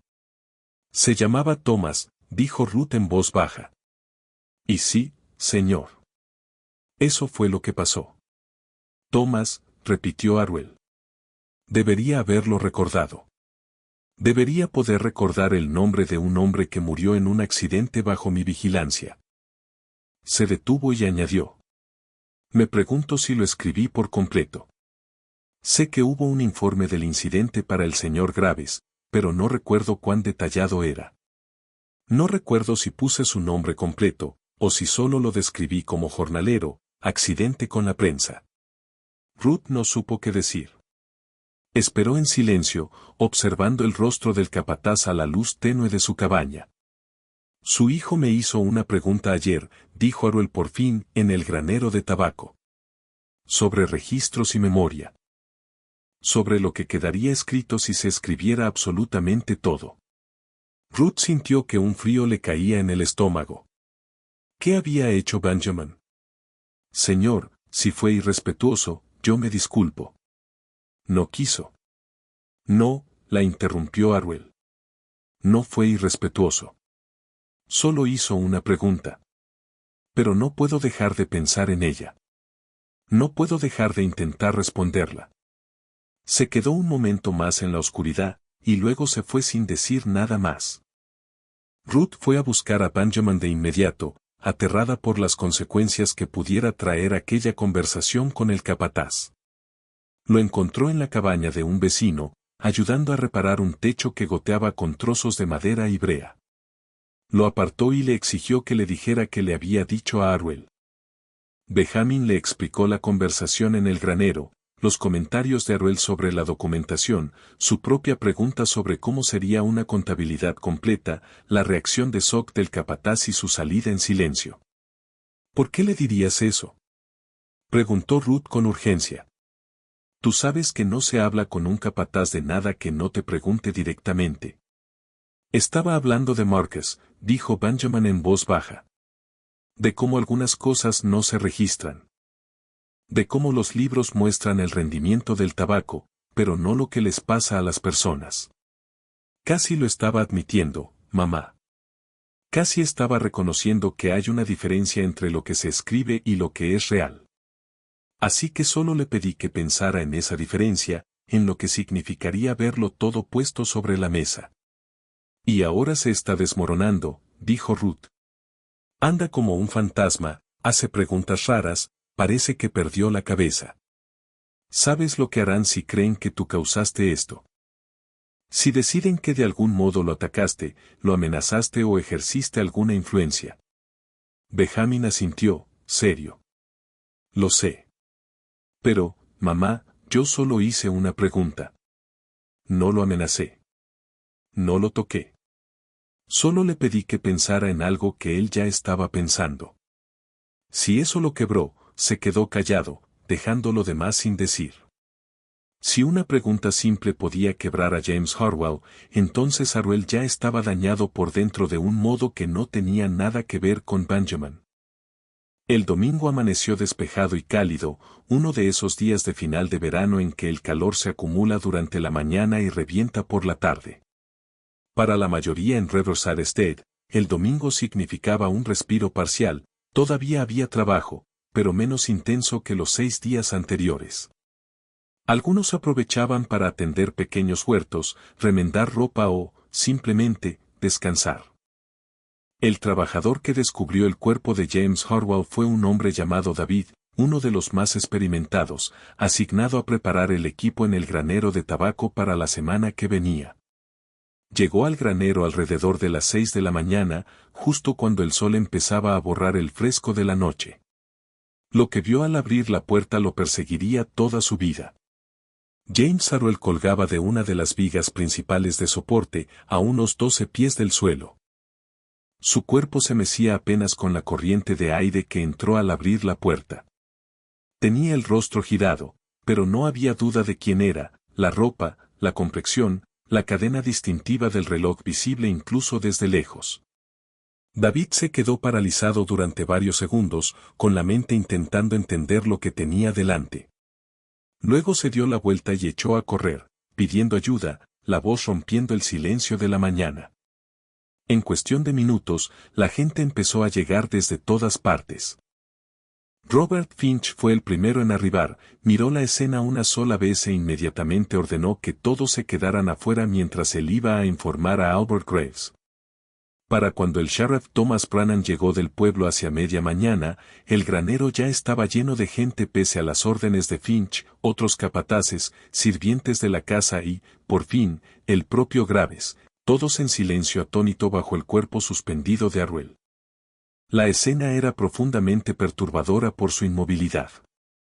El cuerpo de Harwell ya no se balanceaba, colgaba quieto en la luz polvorienta que se filtraba por las paredes del granero. Sus botas quedaban a apenas unos centímetros del suelo, colocadas como si hubiera intentado alcanzar algo que se le escapaba por muy poco. Brennan era un hombre metódico que llevaba casi 15 años como sheriff. Había investigado muchas muertes, accidentes, enfermedades, algún que otro asesinato y varios suicidios anteriores. Abordaba esos casos con atención minuciosa y con la mínima reacción emocional, porque entendía que, para ser eficaz, necesitaba evaluar con objetividad y no con simpatía. Examinó el lugar a fondo antes de permitir que alguien bajara a Harwell.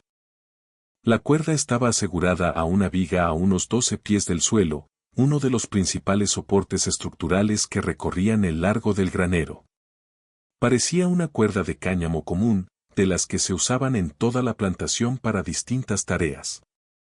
Estaba hecha con un nudo particular que Brennan reconoció por su propia experiencia con equipos agrícolas y aparejos. Debajo del cuerpo de Harwell había una caja de madera volcada de costado. Era una caja sólida, de las que se usaban para transportar herramientas o suministros, y daba la impresión de haber sido colocada a propósito bajo la viga. La conclusión era evidente. Aruel había subido a la caja, se había ajustado la cuerda al cuello y luego había apartado la caja de una patada. La posición de sus pies, colgando a escasos centímetros del suelo, sugería que no hubo forcejeo, ni un intento de volver a alcanzar la caja, ni de salvarse una vez que el proceso comenzó. Junto a la caja volcada, sobre la tierra y entre hojas de tabaco dispersas que cubrían el piso del granero, estaba el cuaderno de cuero de Aruel. Estaba abierto, boca abajo, con las páginas dobladas bajo su propio peso. Brennan lo levantó con cuidado y lo revisó. El cuaderno estaba abierto en una página fechada 3 días antes, viernes, el día en que Benjamin había hecho su pregunta. Brennan leyó la entrada en silencio primero, y su expresión se fue ensombreciendo. Luego llamó a Albert Graves y le mostró lo que estaba escrito. La entrada comenzaba de forma normal, con asuntos rutinarios, estimaciones de rendimiento del tabaco, notas sobre mantenimiento del equipo, observaciones sobre el clima que podía afectar el curado. La letra de Aruel en esa parte era ordenada y controlada, la caligrafía familiar de alguien que anotaba registros diarios sin mayor emoción. Pero a mitad de página, la escritura cambiaba de manera drástica. Se volvía más grande, menos controlada, con letras irregulares y marcadas con más fuerza, como si Aruel estuviera presionando el papel con una intensidad creciente. Lo que venía después no se parecía a nada más en el cuaderno. Ya no eran notas prácticas sobre la operación de la plantación, sino algo más cercano a una confesión o a una crisis de conciencia. La entrada decía: hoy me hicieron una pregunta sobre responsabilidad y registro. No puedo dejar de pensar en los libros, en las entradas que no se hicieron, en acciones que existen solo en la memoria, o ni siquiera ahí. Pasé la noche intentando calcular. Si cada incidente ocupara una página, un relato completo con fechas, nombres, circunstancias específicas, resultados específicos, ¿cuántos volúmenes serían necesarios? El número me inquieta profundamente. He revisado los registros de la Hacienda de los últimos 7 años. La documentación oficial muestra rendimientos de cosecha, compras de equipo. Las acciones disciplinarias se resumen, nunca se detallan, por lo general, solo fecha y una nota breve. Acción disciplinaria, jornalero, a veces con nombre, a veces sin él. No hay registro de los sonidos que hacía la gente. No se mencionan lesiones concretas. No hay cuenta de rostros que ya no puedo recordar, ni de nombres que nunca supe. La pregunta era, ¿mi nombre estaría en más páginas de las que podría contar? Intenté hacer un conteo literal esta noche. Revisé los libros y encontré 73 entradas marcadas como acción disciplinaria en 7 años. 73 notas breves, cada una resumiendo algo que, si se escribiera con detalle completo, llenaría al menos una página, probablemente más. Esos son 73 páginas solo de lo que se menciona. ¿Y qué hay de lo que no se menciona? Las advertencias, las amenazas, la presencia constante y la imposición que no llega al nivel de una entrada oficial. ¿Cuántas páginas para eso? Intenté contar los incidentes no registrados. Perdí la cuenta después de... Ahí terminaba la entrada, a mitad de frase, con las últimas palabras deslizándose fuera de la página como si Aruel no hubiera podido, o no hubiera querido, completar la idea. Las páginas siguientes del cuaderno estaban en blanco. El sheriff Brannan leyó la entrada varias veces, y su gesto se volvió cada vez más sombrío. Interrogó a todos los presentes sobre el comportamiento de Aruel en los días anteriores, y así se enteró del deterioro que otros habían notado, la distracción, el deambular, los comentarios extraños sobre páginas, memoria y registros. Con el tiempo, Brennan se enteró de la pregunta de Benjamin, aunque las versiones diferían en la formulación exacta. Algunos decían que Benjamin había preguntado por libros de cuentas, otros, por diarios, otros, por páginas, nombres y cosas que no se escriben. Pero todos coincidían en lo esencial: Benjamin había pedido a Aruel que considerara el recuento completo de sus actos, el registro total de todo lo que había hecho como capataz. Brennan mandó llamar a Benjamin al granero para interrogarlo directamente.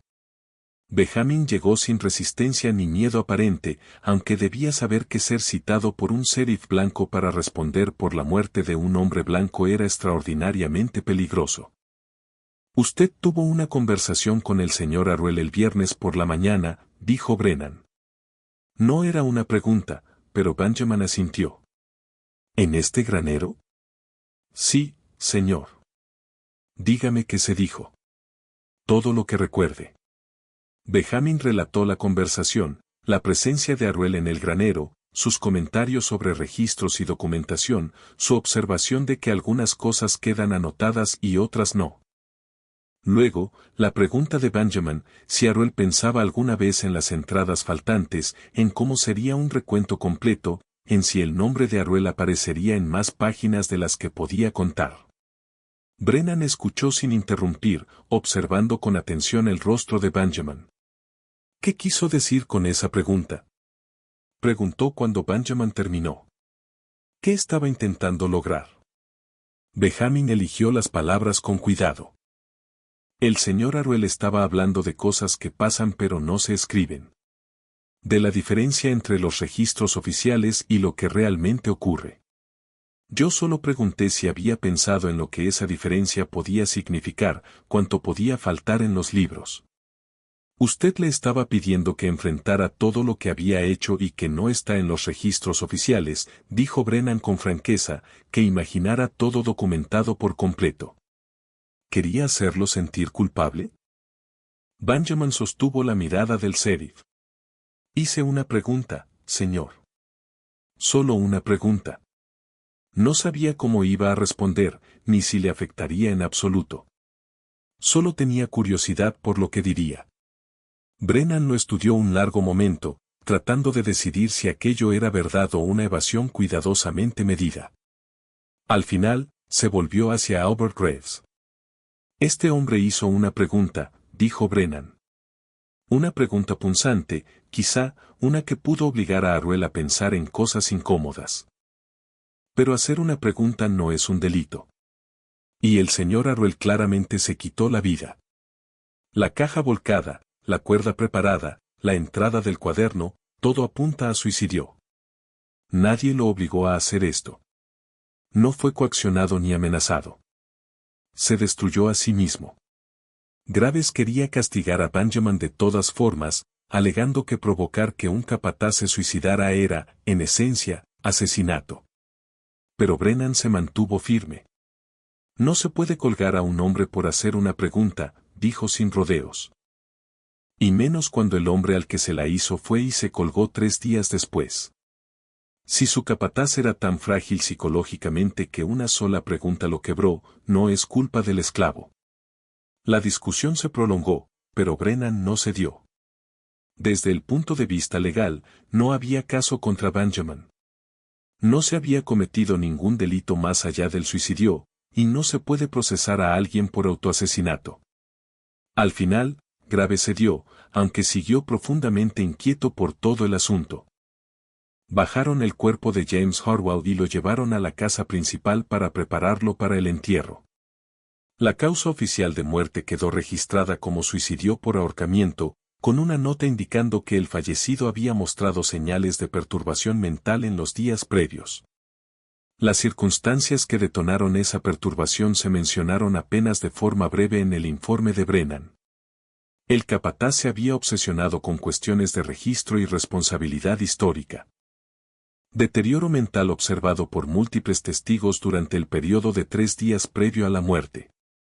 Pero el registro no oficial, la historia que empezó a circular por el condado de Halifax casi de inmediato, era mucho más detallado y mucho más inquietante.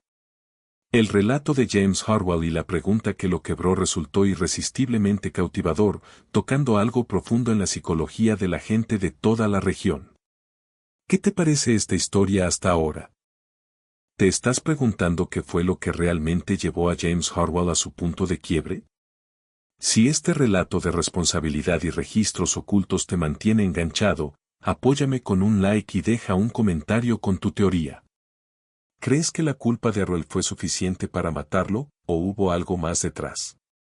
Y no olvides compartir esto con alguien que disfrute de misterios históricos oscuros.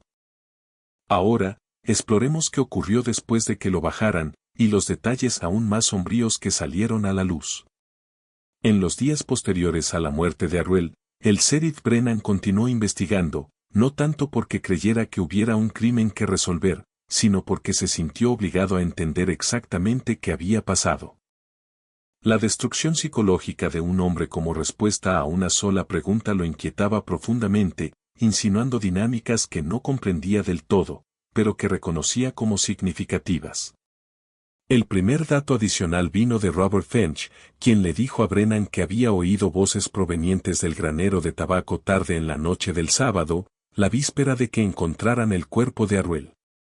Finch estaba acostado en su cabaña, incapaz de dormir por el calor opresivo, cuando oyó lo que parecía una conversación que llegaba desde la dirección del granero. Pensé que quizá alguien estaba robando tabaco, explicó Finch, o que estaban haciendo algún tipo de reunión secreta. Así que fui a mirar. Debió ser cerca de medianoche. Pero cuando me acerqué al granero, las voces se callaron. Entré con un farol. Revisé todo el edificio. No había nadie. Ni un alma. Brennan le preguntó si había visto a James Horwath durante esa salida nocturna. Finch dijo que no, pero que había notado una luz encendida en el edificio de la oficina donde guardaban los registros de la hacienda. Supuse que era el señor Arruel, hojeando esos libros como llevaba días haciendo. No quise molestarlo. Estaba actuando tan raro, pensé que necesitaba espacio para procesar lo que fuera que lo estaba atormentando, así que volví a la cama. Eso significaba que Arruel había estado vivo y activo hasta, al menos, la medianoche del sábado. En algún momento entre entonces y las 6 de la mañana del domingo, cuando David encontró el cuerpo, Arruel fue al granero y se ahorcó. Esa ventana estrecha sugería una decisión tomada en la oscuridad de la madrugada, un instante en el que la lucha interna que estaba viviendo llegó a su conclusión. El segundo detalle vino de Ruth, la madre de Benjamin. Se acercó al sheriff Brennan en privado, visiblemente nerviosa por hablar, pero sintiéndose obligada a hacerlo. Le contó sobre la visita de Arruel a los barracones la noche del sábado, sus preguntas extrañas sobre Benjamin y sobre el difunto esposo de Ruth, Thomas, sus comentarios acerca de intentar recordar nombres, y si había registrado todo como correspondía. Parecía un hombre perseguido, dijo Ruth en voz baja. Como si viera cosas que nadie más veía. Como si el pasado hubiera cobrado vida para él y ya no pudiera escapar. Brennan le preguntó si Arruel había dicho algo amenazante o si había hecho alguna acusación. Ruth negó con la cabeza. No, señor. Solo hacía preguntas. Parecía estar tratando de reconstruir recuerdos, o quizá entender algo de sí mismo. Era triste más que aterrador, como ver a alguien desmoronarse. El tercer detalle, y el más perturbador, apareció al revisar las pertenencias personales de Arruel en su pequeña casa. El sheriff Brennan llevó a cabo la inspección con Albert Graves presente, inventariando las posesiones por motivos legales, pero también buscando cualquier cosa que pudiera explicar el estado mental de Arruel. La casa era tan austera y organizada como Arruel la había mantenido en vida, la ropa doblada con cuidado en el arcón, los libros alineados en estantes, pocas pertenencias personales y todas bien cuidadas. Pero sobre la mesa de la habitación principal, Brennan encontró algo extraordinario. Un montón de papeles, quizá unas 20 hojas, cubiertas con la letra de Arruel. Las páginas no tenían fecha ni un orden claro, y muchas eran entradas incompletas que empezaban y se detenían a mitad de frase, como si Arruel no hubiera podido continuar. Parecían intentos de ese recuento completo al que se refería la entrada del cuaderno, documentación detallada de incidentes específicos ocurridos durante sus 7 años como capataz. Brennan reunió las hojas con cuidado y las leyó despacio, y su expresión se oscureció con cada página. Aquellas hojas eran el intento de Arruel de hacer lo que implicaba la pregunta de Benjamin, escribir, con detalle total, todo lo que había hecho y que no quedaba reflejado adecuadamente en los registros oficiales de la plantación. Algunas páginas tenían una sola línea. Noviembre de 1852. No podía tener más de 16 años. Creo que se llamaba Sarah, pero no estoy seguro. No recuerdo cuál fue la falta. La madre miraba desde la puerta de la cabaña. Otra página tenía fragmentos inconexos. El sonido cuando el cuero golpea, su madre miraba, y yo fingí no ver su cara porque nunca anoté los nombres de los que, en invierno la recuperación tarda más porque. Una tercera era más completa, aunque también terminaba de golpe. Agosto de 1854. Hombre llamado Peter acusado de robar comida del ahumadero. Luego supe que su esposa acababa de dar a luz y no podía trabajar. La familia tenía hambre. Debí preguntar por las circunstancias primero. 3 días de recuperación. Aún se veían las marcas 2 semanas después cuando trabajaba en el campo cercano. Y yo. Varias páginas trataban sobre Marcus, el incidente más reciente. Marcus, edad aproximada 20, castigado por figura de pájaro tallada que alguien reportó como posible señal de fuga. Dijo que era solo un pájaro, que le gustaba mirar pájaros, que lo había tallado en su tiempo libre. Yo le creí, pero el señor Graves quería demostrar vigilancia, quería hacer ejemplos. Así que yo. La entrada sobre Marcus era más larga que la mayoría, ocupaba casi 2 páginas completas y contenía detalles que a Brennan le resultaba profundamente incómodo leer. Describía el rostro de Marcus durante el castigo, los sonidos que hacía, cómo se desplomó cuando terminó, y a los 2 hombres que lo cargaron de vuelta a su cabaña. Describía a Ruth y a otras mujeres cuidándolo después, aplicando la poca atención que podían darle. Describía a la madre de Marcus llorando, y cómo Aruel se había alejado sin reconocerla siquiera. Brennan contó las hojas y vio que Aruel había llenado o medio llenado 13. 7 estaban en blanco, aunque los pliegues y pequeñas marcas sugerían que Aruel las había sostenido, quizá con intención de escribir, pero incapaz de empezar.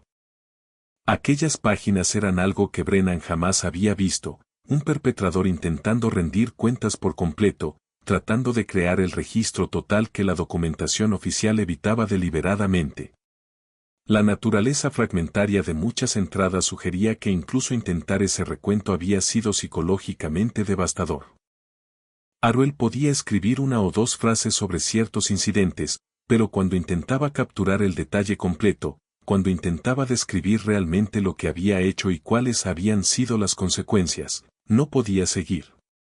Esto tiene que destruirse, dijo Albert Graves de inmediato tras leer varias páginas. Tenía el rostro pálido y las manos le temblaban levemente mientras sostenía los papeles. Si alguien ve esto, si llega a hacerse público. Esto es evidencia en una investigación de muerte, lo interrumpió Brennan con firmeza. Se queda bajo custodia oficial hasta que el caso se cierre. Después, hablamos de qué hacer con ello. ¿Caso? Protestó Graves. No hay caso. El hombre se suicidó. Usted mismo lo dijo. ¿Qué más hay que investigar? El por qué, respondió Brennan. No creo que una sola pregunta rompa la mente de un hombre, a menos que esa mente ya estuviera fracturada. Estas páginas muestran que James Horwell estaba intentando algo extraordinario y probablemente imposible. Estaba tratando de enfrentar con honestidad todo lo que había hecho durante 7 años, y el intento lo destruyó. Brennan se llevó las páginas al salir de Riverside Estate, guardándolas con otros materiales del caso en su oficina. Pero en los días siguientes volvió a ellas una y otra vez, leyendo y releyendo las confesiones fragmentarias de Aruel, intentando entender la psicología que había empujado a un hombre a emprender ese recuento. Y luego, cuando el peso se volvió insoportable, a quitarse la vida. Hubo una entrada en particular que no se le quitó de la cabeza a Brennan. Estaba en la página 11, escrita con una letra tan temblorosa e irregular que era casi ilegible. Creí que solo estaba haciendo un trabajo, gestionar una fuerza laboral, mantener la productividad, imponer la disciplina necesaria. Creí que los libros contaban la historia. Tantos fardos de tabaco, tanta ganancia, operaciones tan eficientes. Creí que eso era yo, un gerente agrícola, un especialista en negocios. Pero Benjamin me preguntó por páginas, por lo que habría en esas páginas si todo se escribiera. Y ahora no puedo dejar de ver esas páginas. No puedo dejar de intentar contarlas. 73 acciones disciplinarias oficiales. Pero ¿cuántas advertencias? ¿Cuántas amenazas? ¿Cuántas veces alguien se encogió cuando pasé, o trabajó más rápido por miedo, o sufrió de maneras que no exigían castigo oficial porque el sistema en sí ya era castigo suficiente? ¿Cuántas páginas para todo eso? ¿Cuántos volúmenes para contener la verdad completa de 7 años? Creo que la respuesta es más de lo que puedo contar, más de lo que puedo enfrentar, más de lo que podría sobrevivir leyendo. Siempre lo supe, creo, pero saber y ver son cosas distintas. Ya no puedo dejar de verlo. La entrada continuaba varias líneas más, pero la letra se volvió tan errática que Brennan no pudo descifrarla.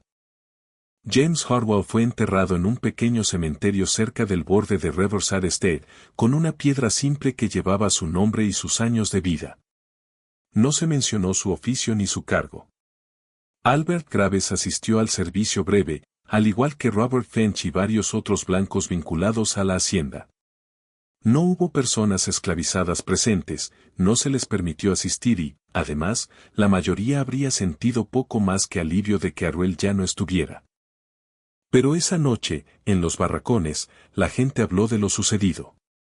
La historia se extendió por la comunidad esclavizada y, como era natural, fue adquiriendo distintas interpretaciones.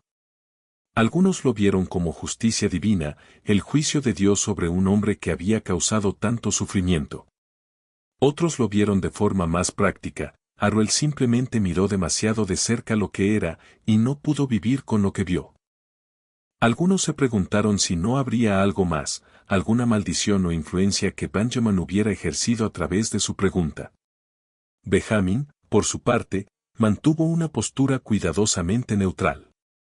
Reconoció que había hecho la pregunta, admitió que sabía que podía inquietar a Harwell, pero insistió en que no había pretendido ir a su derrumbe total ni su suicidio. Su madre no estaba del todo convencida. Una noche, alrededor de una semana después de la muerte de Harwell, se sentó con Benjamin fuera de su cabaña y le preguntó directamente. ¿Sabías lo que iba a pasar? Cuando le hiciste esa pregunta, ¿sabías que lo destruiría? Benjamin guardó silencio durante largo rato, viendo cómo la última luz se apagaba en el cielo. Por fin respondió con cuidado. No sabía que lo mataría, pero sabía que algo iba a pasar. Entendí que hombres como el señor Harwell necesitan no pensar demasiado en ciertas cosas. Necesitan tener la mente en lo práctico, los pesos del tabaco, los costos del equipo, las cosas que van en los libros. Si piensan demasiado en lo que no va en los libros, en todos los espacios en blanco del registro oficial, eso puede quebrarlos. Convertiste una pregunta en un arma, dijo Ruth en voz baja. La hiciste hacer lo que tú nunca podrías hacer directamente. Benjamin no confirmó ni negó esa interpretación. Solo dijo. Lo único que hice fue pedirle que mirara algo con honestidad, que imaginara cómo sería un recuento completo de verdad. Si eso lo destruyó, es porque no pudo sobrevivir a la honestidad sobre su propia vida. Ruth miró a su hijo con una mezcla de orgullo y miedo, orgullo de que hubiera encontrado una forma de resistir, aunque fuera indirecta, y miedo de lo que podría pasar si alguien entendía que su pregunta no había sido simple curiosidad inocente, sino un arma apuntada con precisión que había dado en el blanco con una eficacia devastadora. El nuevo capataz que contrataron, el señor Crawford, te mira distinto, le advirtió. Como si supiera que eres peligroso, aunque no pueda probar nada. Benjamin asintió. Sería cuidadoso. Seguiría manteniendo la cabeza baja. Mantendría la apariencia de ser exactamente lo que el sistema esperaba de él. Pero también recordaría que, a veces, la acción más poderosa al alcance de alguien sin poder es simplemente hacer la pregunta correcta en el momento correcto. El otoño de 1859 dio paso al invierno, y la vida en Riverside Estate continuó con sus ritmos habituales. El nuevo capataz principal, William Crawford, asumió sus funciones con una distancia emocional cuidadosamente calculada, sin dedicar más tiempo de conversación a la fuerza de trabajo esclavizada del estrictamente necesario. Había oído la historia de lo que le ocurrió a James Harwell. Y aunque no creía del todo que una sola pregunta pudiera destruir a un hombre, decidió que la opción más segura era minimizar la interacción innecesaria. El relato de Arwell y la pregunta que lo quebró se extendió mucho más allá del condado de Halifax. Viajeros y comerciantes lo llevaron por Virginia y a estados vecinos, y la historia adoptó distintas formas según quien la contara y qué quisiera que significara. Los abolicionistas la usaron como ejemplo de la corrupción psicológica inherente a la esclavitud, como incluso quienes imponían el sistema quedaban dañados, y cómo enfrentar la realidad completa de lo que la esclavitud implicaba podía destruir a una persona. Los defensores de la esclavitud la desestimaron como propaganda o, en su lugar, argumentaron que Arwell era mentalmente débil, no apto para el trabajo difícil, pero necesario, de la administración de una plantación. En diciembre de 1859, John Brown fue ejecutado por su asalto a Harper's Ferry, y todo el sur se tensó anticipando el conflicto venidero. Los debates que habían hervido durante décadas llegaron al punto de ebullición, y la gente en toda Virginia, incluida la de Riverside Estate, entendió que la guerra era cada vez más inevitable. El sheriff Thomas Brannan mantuvo las páginas de Arwell selladas en un sobre en su oficina, sin estar seguro de qué hacer con ellas. De vez en cuando las releía, siempre perturbado por el carácter fragmentario de ese intento de rendición de cuentas, frases incompletas, recuerdos que Arwell no lograba atrapar del todo, descripciones que se cortaban justo cuando alcanzaban lo crucial. Todo sugería a un hombre enfrentándose a algo dentro de sí que no podía terminar de mirar de frente, ni poner en palabras. A comienzos de 1860, Brennan tomó una decisión inusual. Escribió un informe detallado sobre el caso Arwell, no con fines oficiales, sino para sus propios registros. En ese informe incluyó sus observaciones e interpretaciones. La muerte de James Harwell plantea preguntas que van más allá de una simple determinación de causa. Si bien la causa física fue claramente un ahorcamiento autoinfligido, el mecanismo psicológico que condujo a ese acto merece examen. Arwell pasó 7 años cumpliendo funciones que requerían infligir sufrimiento con regularidad a otros seres humanos. Para poder desempeñarlas, desarrolló defensas psicológicas, principalmente, enfocarse en asuntos prácticos y documentación oficial, evitando considerar en detalle las consecuencias humanas de sus actos. Una pregunta formulada por un hombre esclavizado llamado Benjamin rompió esas defensas. La pregunta le pidió a Arwell imaginar un recuento completo de sus acciones, no las entradas breves en los libros oficiales, sino documentación total de cada incidente, cada consecuencia, cada detalle. Ese ejercicio de imaginación parece haber disparado una cascada de respuestas psicológicas que Arwell no pudo soportar. Las páginas halladas en su casa muestran que intentó crear ese recuento completo. El intento fracasó. No pudo sostener la carga psicológica de documentar con honestidad lo que había hecho. La naturaleza fragmentaria de su escritura sugiere que cada vez que intentaba capturar el detalle completo, el peso de lo que estaba reconociendo se volvía insoportable. Lo que más me interesa es que Benjamin no amenazó a Arwell, no lo atacó, ni siquiera lo acusó de mala conducta. Solo hizo una pregunta que obligó a Arwell a verse con claridad, y esa claridad lo mató. Esto sugiere algo profundo sobre los sistemas de esclavitud y control. Solo funcionan cuando quienes los operan mantienen distancia psicológica de la realidad de lo que hacen. Cuando esa distancia se derrumba, cuando alguien se ve obligado a mirar la verdad completa de sus propios actos, el resultado puede ser destrucción psicológica. La pregunta de Benjamin fue, ¿su nombre estaría en más páginas de las que podría contar? La respuesta claramente era sí. Y cuando Arwell intentó contar esas páginas, cuando intentó imaginar lo que contendrían, no sobrevivió a la enumeración. Brennan selló ese informe junto con las páginas de Arruel y lo guardó en su oficina. Años después, cuando un incendio en el juzgado destruyó muchos registros, tanto las páginas como el informe de Brennan se perdieron. Solo sobrevivieron fragmentos de la historia por tradición oral y por la memoria de quienes habían oído hablar del incidente de primera mano. Para Benjamin, la vida en Riverside Estate continuó durante los meses cada vez más tensos de 1860 y hasta 1861. Cuando Virginia se separó de la Unión en abril de 1861 y por fin comenzó la guerra que todos habían anticipado, la plantación sufrió las mismas disrupciones que afectaron a la agricultura del sur. Los hombres se fueron a pelear, la productividad cayó, y el sistema que parecía tan permanente empezó a agrietarse a la vista. Benjamin dejó Riverside Estate a finales de 1863, alejándose con un grupo de otras personas antes esclavizadas cuando las fuerzas de la Unión se acercaron lo suficiente para que escapar fuera posible.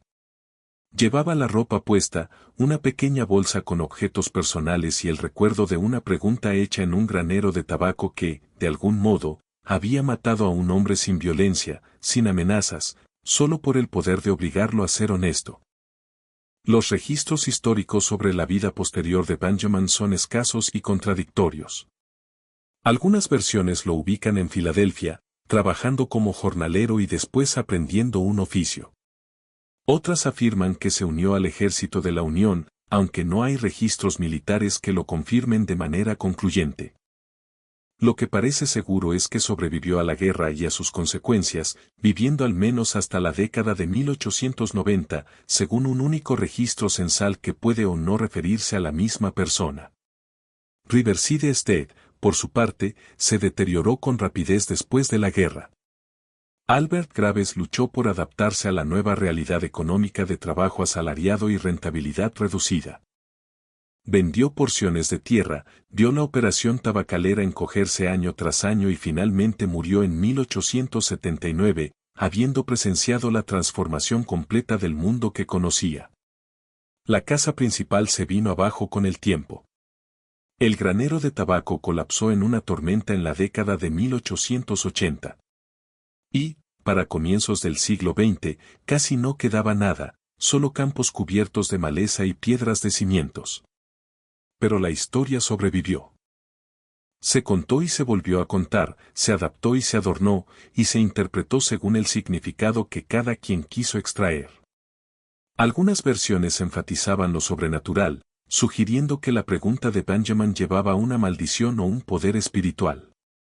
Otras se centraban en lo psicológico, usando el quiebre de Arruel como caso de culpa y conciencia.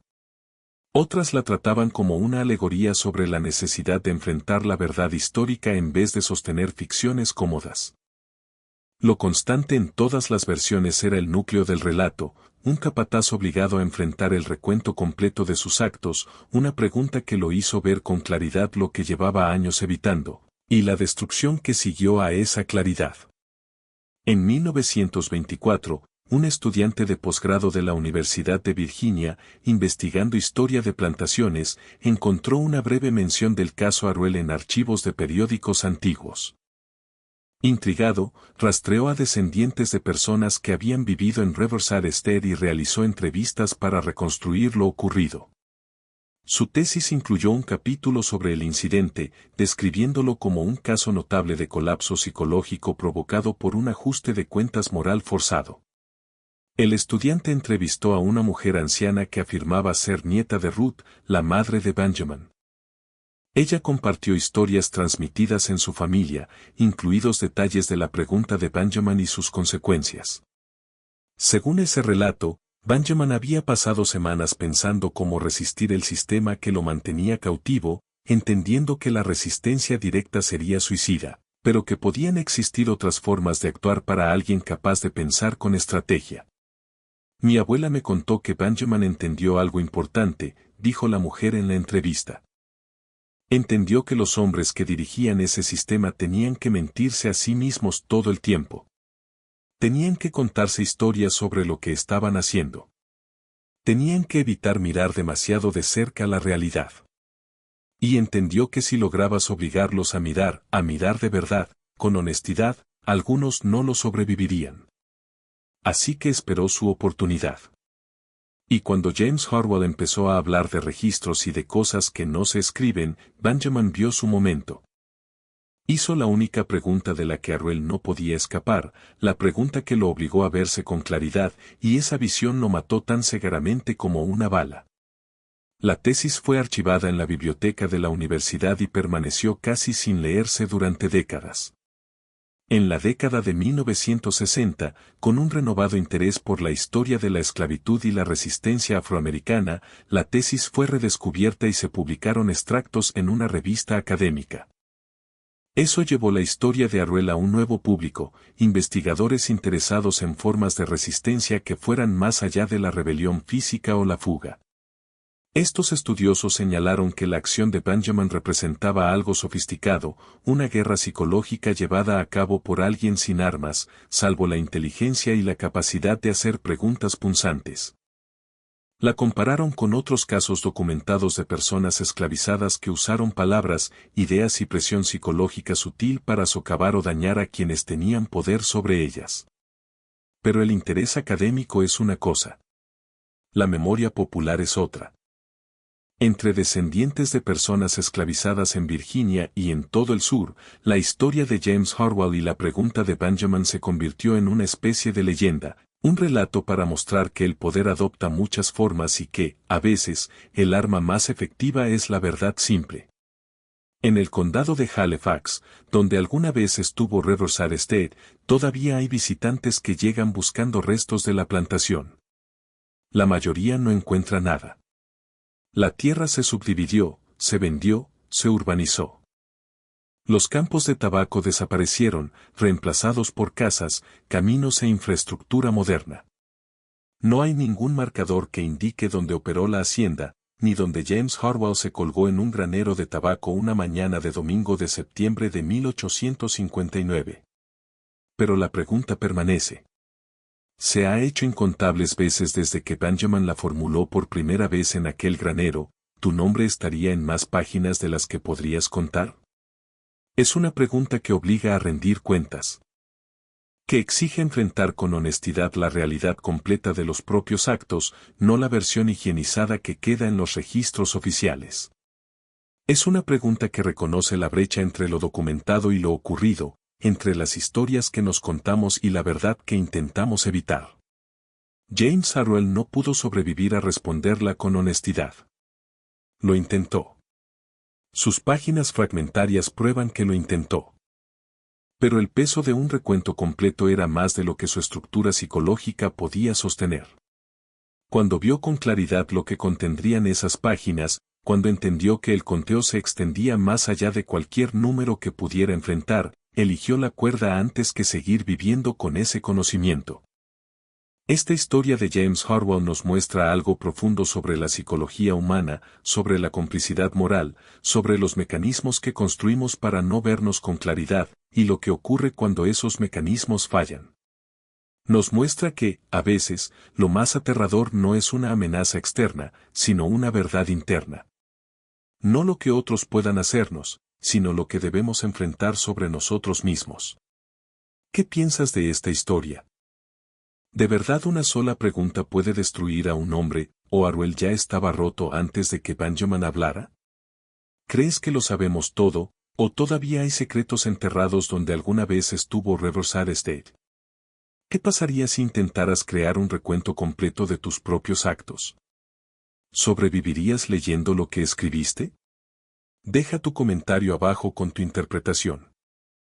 Si te pareció convincente esta historia de horror psicológico anclada en una realidad histórica, suscríbete a este canal y activa la campanita para no perderte nuestras exploraciones de los rincones más oscuros de Estados Unidos. Compártelo con alguien que disfrute misterios en los que el verdadero terror nace de la naturaleza humana y de la verdad que nos esforzamos tanto por evitar. Y hasta la próxima, recuerda, los monstruos más aterradores no son los que viven en las sombras. Son los que vemos cuando, por fin, nos miramos con claridad al espejo, y las páginas que preferiríamos dejar sin escribir. Gracias por mirar.